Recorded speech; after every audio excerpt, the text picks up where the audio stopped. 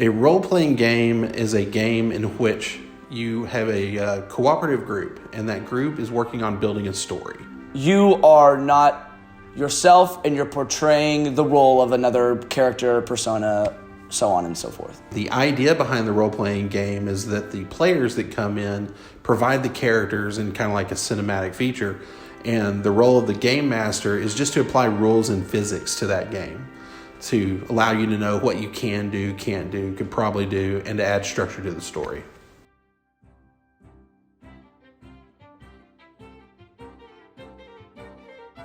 It is a role-playing game that is on pen and paper where you roll dice to decide your fate. D&D takes role-playing and it makes a game out of it. It adds like statistics, mechanics, so that you can role-play as the character you've created. And it can be in our world, another world. It can have fantasy, it can have sci-fi elements, just depends on the group. I've been a long-time role player, and so as far as role-playing games, I've played Dungeons & Dragons. I currently also play Pathfinder. I played Heroes Unlimited, Teenage Mutant Ninja Turtles, the role-playing game, Firefly, Shadowrun. There was GURPS. I've also played a bunch of Western-type games. So basically, any interest that you have in terms of a story, a genre, a field, a history, there's normally a role-playing game that's tied to it. I think the main thing you need for Dungeons & Dragons, it helps to have the core rule books. It helps to have access to the internet because a lot of that's on there. But really the main thing you need is some dice for determining probability, a pencil and paper to record things on, and most importantly, an imagination. D&D, I think you just need dice. You don't have to have a board, you don't have to have the little miniatures, you don't really need the rule books because you can honestly not go heavily. I think the one thing that's hard to replicate is a random number generator that would be not dice. So you just need dice pretty much. If you have a good enough DM, you don't even have to have rules. All you have to have is the player's trust. How I actually heard about D&D was when I was in the 3rd grade. I happened to find my dad's 2nd edition Dungeons & Dragons player handbook, and I looked at him and said, "You're a nerd." And he was like, "Hey, you came from these nerds' loins, so you can't even say anything about it." And I was like, okay, sure. How I actually got into playing D&D was much, much later after I found out what it was. I had moved to this new town, and I had met new friends and new faces where they actually were a bunch of nerds, happen chance. And these nerds thought maybe, just maybe, this guy would like playing as barbarian in front of everybody else. And I thought, the opportunity to hit something while simultaneously not hitting something, very enticing. So I took it and ran with it. And now here we are. I learned about Dungeons & Dragons for the very first time when I was in junior high, and that would have been 1982? Yeah, around 1982. It was really funny because back then no one knew who it was. It was before it kind of had hit any level of popularity. So it was like, hey, it's a board game, but it's not a board game. Well, what do we do? Well, you have to act like you're a person. I'm like, yeah, okay, so where's the figure? Well, there's not any figures. And I was like, this doesn't make sense. So the first time I did, it was very strange. I had no idea what was going on. I got into D&D around my freshman year. That's when Stranger Things came out. That was like a big, like hyped up D&D stuff because I was like, look at how fun these characters, they're playing D&D. That's so cool. And I was in theater at the time, so you just grab a bunch of theater kids and they're all ready to play D&D and whatnot. So whenever I make a character for Dungeons & Dragons, I usually will pick what class I want to be first. Then I will usually reference the Dungeon Master to see what like the overarching storyline is. And then after that, I will try and figure out what would make sense to happen in that world. there's multiple ways to start. You can choose like an idea of what you want to do. If you want to play like a certain class or certain race, or sometimes you can just put a bunch of stuff together that look cool to you, and it doesn't have to be exactly the most optimized build, but it's stuff that you're like, I think it'd be funny, and I like that. One of the things that you want to look at is your character's race, where they were born, what was their culture, how are they raised, what kind of world did they come up in, what are their thoughts, what's their ethos, what's their history, who do they have relationships with and why. You want to build as complete of a person or a story as you can around that person, because those choices help inform you later in the midst of combat. You can either portray like a lifestyle that you would want to live or that you think is fun, or you could try like, let me try something else, like play a gender that I don't identify with. Let me play a background that I'm not associated with. And yeah, it's interesting to put your eyes through that character. As a player, one of my favorite things is when I create a character that I invest myself in enough, that has a backstory, a history, has an ethos that he believes in, and he's put into a situation where he would do something that I, Rob Bartley, would not do. My favorite thing about being a player is always messing up the DM. It is so much fun to derail him. That and also combat. Combat's always fun. My personal favorite thing about D&D is the ending of fight sequences.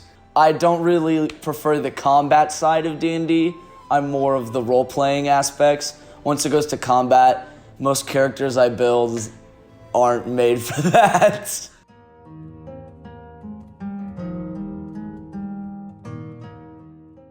The DM is the dungeon master.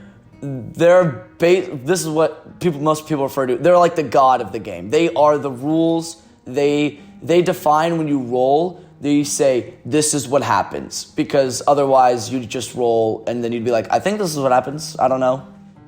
Okay, so the DM's role, to some degree, is to play God in the universe. Normally, it's your job to bring the adventure to life, to put the setting into place, to help the characters experience the place that they're in, since it's all imagination.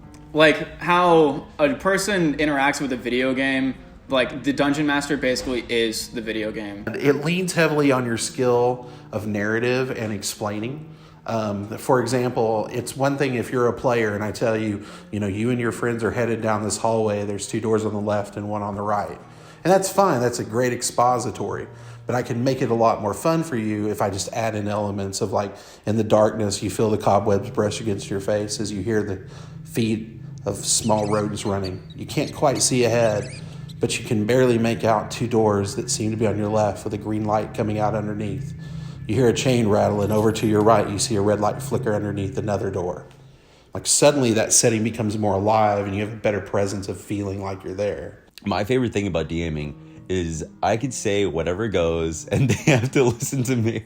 No, my favorite thing about DMing is probably their reactions whenever I'm telling my side of the story, and they're just listening along, being able to finally hear how all their parts are playing in. One of my favorite things about running games is bringing enjoyment out of players, finding out what types of the game they like to play and giving them an experience where they have fun. I love nothing more than having new players come in and finding out, do they like the combat? Do they like going and getting the most powerful guy and finding loot and riches? Do they want intrigue? Do they want a political story, very Game of Thrones, in which they have to figure things out? Or maybe it's a mystery, or sometimes it's a horror and they want something to scare them. And it's fun to me to play that game and give someone a rewarding experience, and to see them get to enjoy themselves in a way that's really not presented in another media type. What makes a good DM is a simple matter of opinion, because every player has their own preferences of how they want to play. And not every single DM can appease those at the same time. So I think a really good DM is just anybody who's willing to commit time.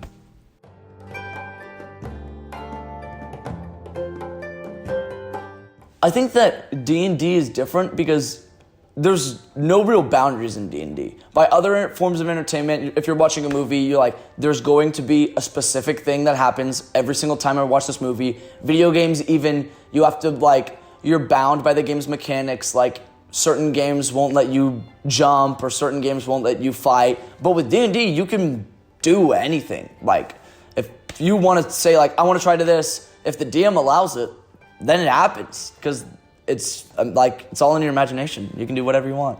It's so interactive, but also in person, and you're also in the story yourself. while also making the characters. It's like a play, but you're in it while also watching it.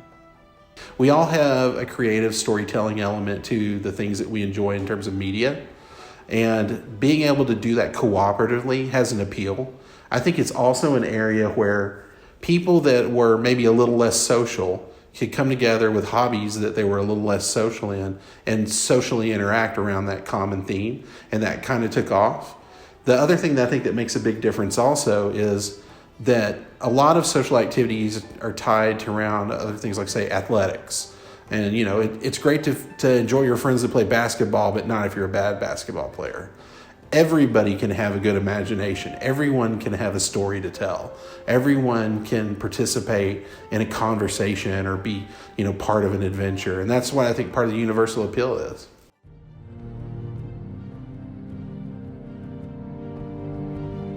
If anybody ever wants to get into D&D but is too nervous, I would just tell them, hey, look, everybody has a first time. I'm just... I think probably the hardest part is self-consciousness, especially if you're not aware of Dungeons and Dragons and you haven't seen it played before. You're afraid of, like, what if I go in there and I say something wrong, or I do something wrong, or I get made fun of, or someone gets mad at me.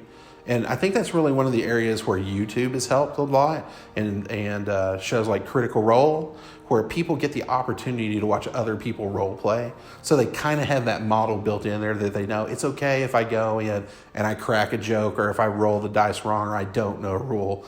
And normally good players and good DMs are forgiving and will like make the difference and help players along. And it's been a community in the time that I've played where everybody tends to be that way. I've had very few bad experiences with players that are just, you know, toxic or garbage. There's always people around who want to play D&D. They're just too nervous. So if you just have the guts to ask them, or if you know anybody else who already plays or DMs, then you could just always ask them. It's a very inviting environment for everybody because it's very inclusive for the fact that it's role-playing, so you don't have to be yourself. Even if the person doesn't like you, they don't have to like you. They just have to like your character.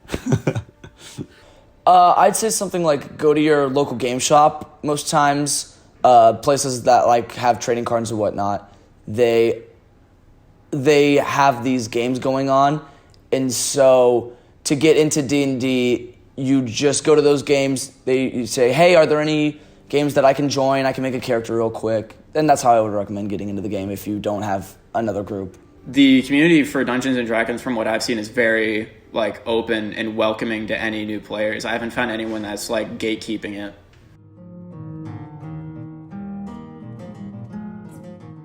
I think when people think about D&D and its nerdiness, it holds very true because it came up. It was made in the 70s, and it's a bunch of people sitting around like dice. It's a very more accepted thing. Like, it's not as much as when everything that was associated with nerd culture was associated with the devil. Like, it's a lot more people will be like, yeah, I'll let my kid play D&D. There are an element of people that have a hard time socializing.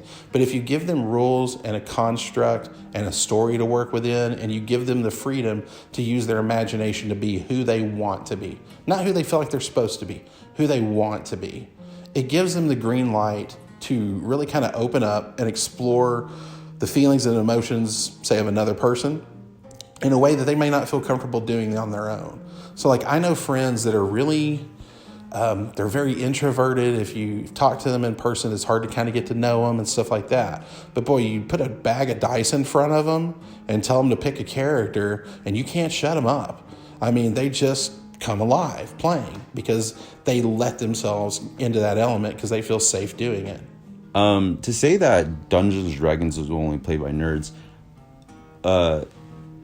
do you know any non-gangsters that listen to rap? Do you know any non-cardigan wearing people who listen to Taylor Swift? You know, these are just things that you try to fit into a mold that isn't there because there is no mold. It's just for everybody.